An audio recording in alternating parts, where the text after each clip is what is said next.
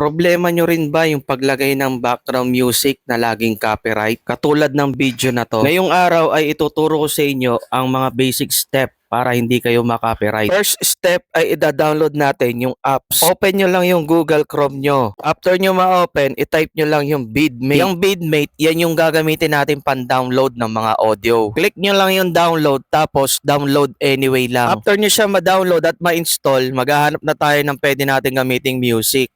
For example, gamitin na lang natin yung mga music ko. No? Hanapin lang natin yung video ko na may kanta dito. Scroll lang natin ng konti. I give you my heart forever and ever. No arms can never. Kung mapapansin nyo mga idol, merong ads yung video ko, di ba? Ibig sabihin, pwede natin gamitin tong music na to. Hindi to copyright. Dahil kung copyright yan, hindi naman yan magkakaroon ng ads eh. Click nyo lang yung tatlong tuldok dyan sa taas. Tapos, click mo yung copy link.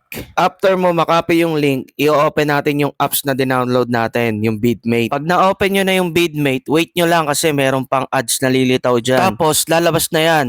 Pag lumabas na yung go na yan, click nyo na lang yung go. After nyo maklik yung go, pupunta na siya dun sa may link.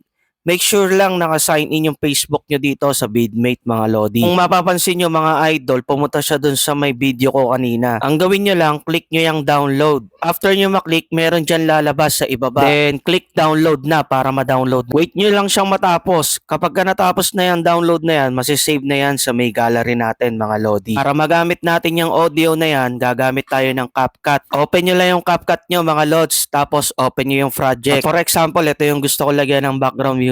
Click mo lang yung add audio. Katapos, click mo yung extract. Pagka-click nyo ng extract, hanapin nyo lang yung video na dinownload nyo. Once na makita nyo na yung video, click nyo lang yung import sound only. Pagkatapos nun, automatic nya nang i-extract yung sound. Baby frozen tears. It was hard through the years. I will never give up.